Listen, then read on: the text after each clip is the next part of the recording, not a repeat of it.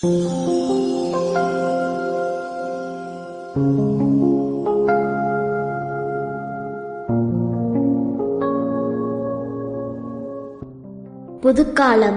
9வது வாரம் வியாழக்கிழமை. முதல் வாசகம். அதிகாரம் 6 இறைவசனம் 10 முதல் 11 வரை மற்றும் அதிகாரம் 7 1 மற்றும் 9 முதல் 14 வரை மற்றும் அதிகாரம் 8 இறைவசனங்கள் 4 முதல் 9 வரை. தோபித்து நூலிலிருந்து வாசகம்.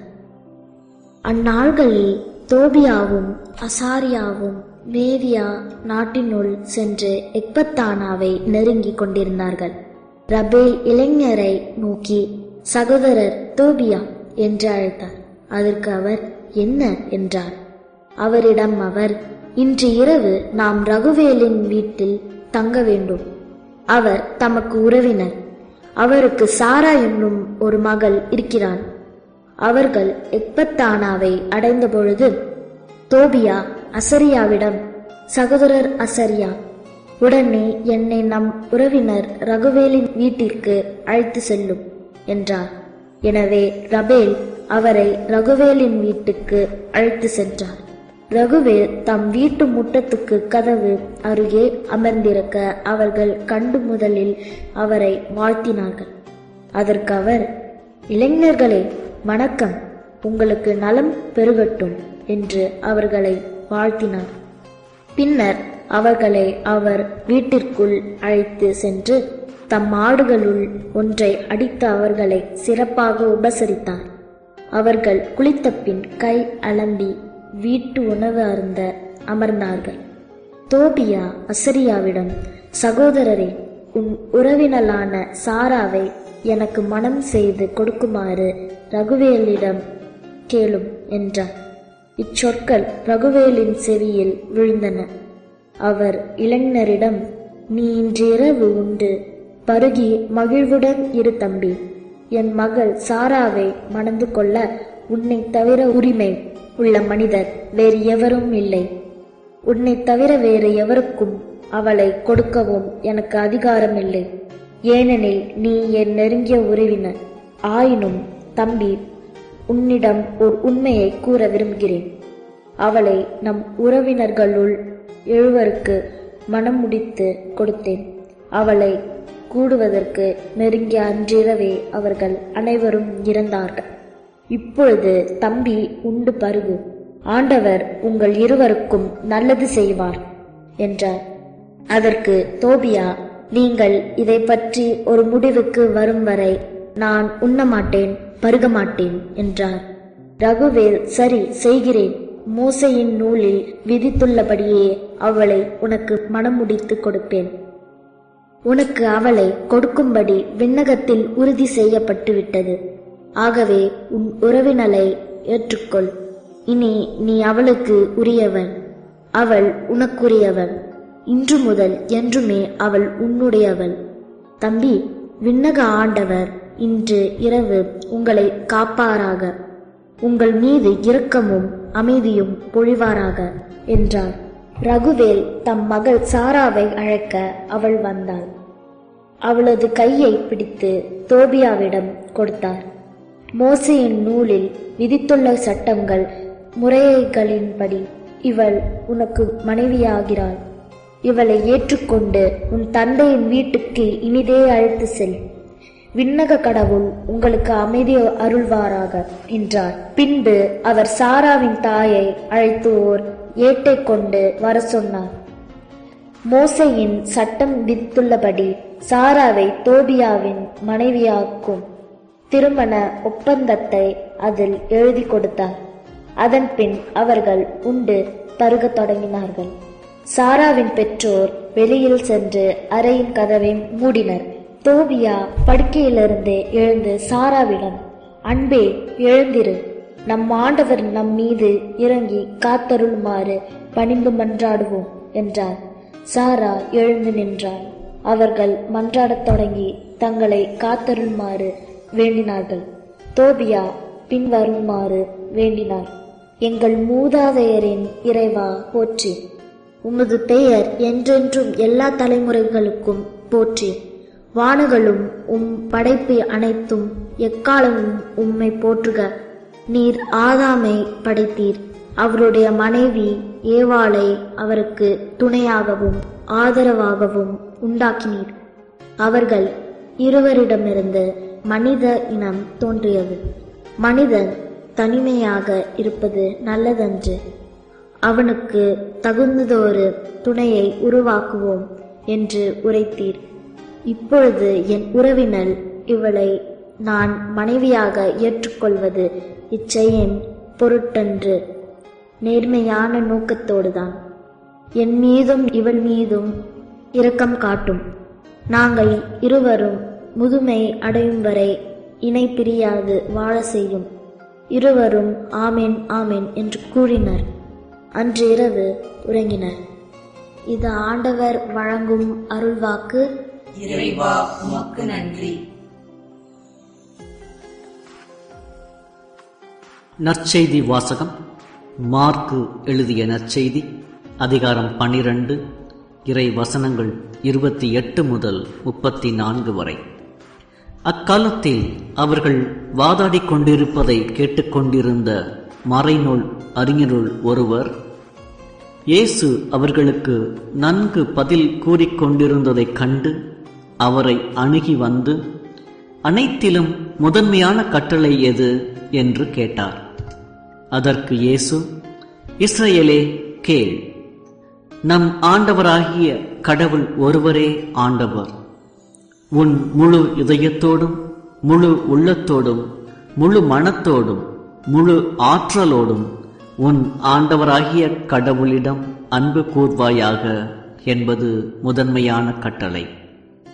உன் மீது நீ அன்பு கூர்வது போல் உனக்கு அடுத்திருப்பவர் மீதும் அன்பு கூர்வாயாக என்பது இரண்டாவது கட்டளை. இவற்றை விட மேலான கட்டளை வேறு எதுவும் இல்லை என்றார். அதற்கு மறைநூல் அறிஞர் அவரிடம், நன்று போதகரே, கடவுள் ஒருவரே, அவரை தவிர வேறு ஒரு கடவுள் இல்லை என்று நீர் கூறியது உண்மையே. அவரிடம் முழு இதயத்தோடும் முழு அறிவோடும் முழு ஆற்றலோடும் அன்பு செலுத்துவதும், தன்னிடம் அன்பு கொள்வது போல் அடுத்திருப்பவரிடம் அன்பு செலுத்துவதும் எரி பலிகளையும் வேறு பலிகளையும் விட மேலானது என்று கூறினார். அவர் அறிவு திறனோடு பதில் அளித்ததைக் கண்ட இயேசு அவரிடம், நீர் இறை ஆட்சியினின்று தொலையில் இல்லை என்றார். அதன்பின் எவரும் அவரிடம் எதையும் கேட்க துணியவில்லை. இது கிறிஸ்து வழங்கும் நற்செய்தி. கிறிஸ்துவே உமக்கு புகழ்.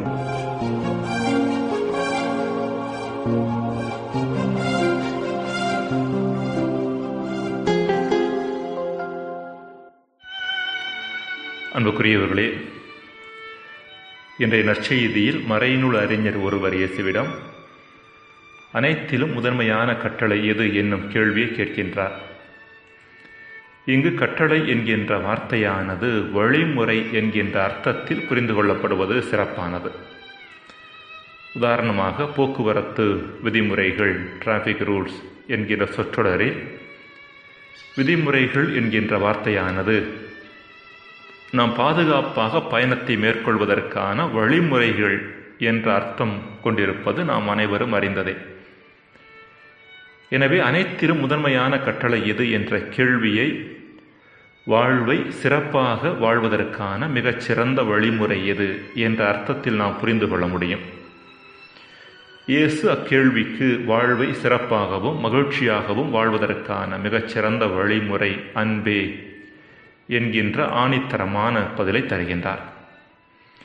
இதையே புனித பவுல் அன்பை பற்றிய அழகிய பாடலை தருவதற்கு முன்பாக, அதாவது 1 கொரிந்தியர் 13வது பிரிவு, அந்த பாடலை தருவதற்கு முன்பாக, எல்லாவற்றையும் விட சிறந்த நெறி ஒன்றை நான் உங்களுக்கு எடுத்துக்காட்டுகிறேன் என்று சொல்லிவிட்டு அந்த பாடலை ஆரம்பிக்கின்றார். 1 கொரிந்தியர் 12:31. நெறி என்றால் வழிமுறை என்பது நாம் அனைவரும் அறிந்த ஒன்று.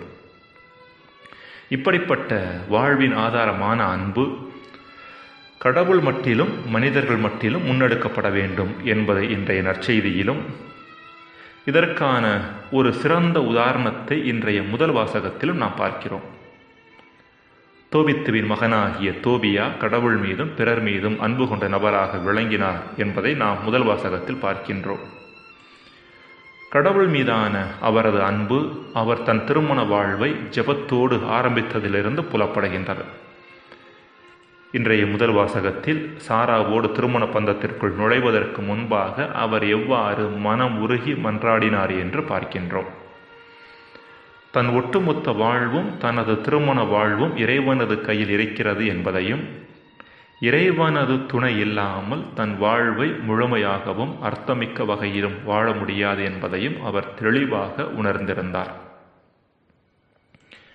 அதேபோல அவர் சாரா மீது கொண்டிருந்த அன்பானது உடல் சார்ந்த இச்சையையோ ஈர்ப்பையோ அல்லது சுயநல தேவையையோ அடிப்படையாக கொண்டது அல்ல. முழுக்க முழுக்க அன்பின் அடிப்படையில், தியாகத்தின் அடிப்படையில் ஏற்பட்ட உறவு அது. எனவேதான் அவர் இப்பொழுது என் உறவினர் இவளை நான் மனைவியாக ஏற்றுக்கொள்வது இச்சையின் பொருட்டன்று, நேர்மையான நோக்கத்தோடு தான் என்று சொல்லி மன்றாடுகின்றார். ஏற்கனவே சாராவிற்கு திருமணம் செய்யப்பட்ட 7 நபர்கள் இறந்திருந்ததை அறிந்திருந்த தோபியா தானும் அவ்வாறு இறக்கக்கூடும் என்பதை அறிந்திருந்தார். எனினும் தன் உயிரை பணய வைத்து சாராவின் மீது ஏற்பட்ட பழியை துடைக்கின்ற முனைப்புடன் திருமண உறவில் நுழைகின்றார். இது அவரது தியாக சிந்தனையையும் தன்னலமற்ற அன்பையும் வெளிக்காட்டுகிறது. எரிக் ஃப்ரம் என்ற உளவியலாளர் தன்னுடைய தி ஆர்ட் ஆஃப் லவ்விங் என்ற புத்தகத்தில் உண்மையான தியாகம் நிறைந்த அன்பு எவ்வாறு தன்னையே பிறருக்காக தரவல்லது என்பதையும், அது எவ்வாறு நம் மகிழ்ச்சியோடு தொடர்புடையது என்பதையும் கீழ்க்கண்டவாறு எழுதுகிறார். உண்மையான அன்பின் அடிப்படை தன்மை பெறுவது அல்ல, கொடுப்பதாகும். கொடுப்பது என்பது வளமை மிக்க வாழ்வின் உச்சக்கட்ட வெளிப்பாடு. பெறுகின்ற நேரத்தை விட கொடுக்கின்ற நேரத்தில்தான் நாம் எந்த அளவிற்கு வலிமையானவர்கள், வளமையானவர்கள், ஆற்றல் மிக்கவர்கள் என்பதை உணர்கின்றோம். இப்படிப்பட்ட உணர்வு நமக்கு அளவற்ற மகிழ்ச்சியை தரக்கூடிய ஒன்றாக இருக்கிறது. கொடுக்கின்ற போதே நாம் நம்மை உயிரோட்டமான மனிதர்களாக, வளமையால் நிரப்பப்பட்ட மனிதர்களாக, மகிழ்ச்சியின் மனிதர்களாக உணர்கின்றோம். கொடுப்பது எந்த வகையிலும் நம்மை குறைகள் உள்ளவர்களாக ஆக்குவதில்லை. மாறாக அது நம் உயிரோட்டத்தனம் மற்றும் வளமையின் வெளிப்பாடு என்று அவர் சொல்கின்றார். மருத்துவமனை ஒன்று, அங்கு அனுமதிக்கப்பட்ட குழந்தையின் எடையானது மிகவும் குறைவாக இருந்தது. என்னதான் பரிசோதித்து பார்த்தாலும் அக்குழந்தையின் எடை குறைவதற்கான உடலியற் காரணங்கள் எதுவும் இருப்பதாக மருத்துவருக்கு தெரியவில்லை. கொஞ்சம் மனோதத்துவம் அறிந்திருந்த அந்த மருத்துவர் அந்த குழந்தையின் மருத்துவ சீட்டில் இவ்வாறு எழுதிவிட்டு சென்றாராம்: 3 மணி நேரத்திற்கு ஒரு முறை இந்த குழந்தையானது பெற்றோரால் கொஞ்சி முத்தமிடப்பட வேண்டும் என்று எழுதிவிட்டு சென்றாராம். அன்பு என்ற ஆதாரத்தால் வாழ்வின் எந்த சேதாரத்தையும் நம்மால் சரி செய்ய முடியும். ஜெபம். இறைவா, அன்பை ஆதாரமாக கொண்ட வாழ்வில் குறைகள் எதுவும் இருக்க இயலாது என்பதை உணர்ந்து வாழ வரம் தாரும். ஆமென்.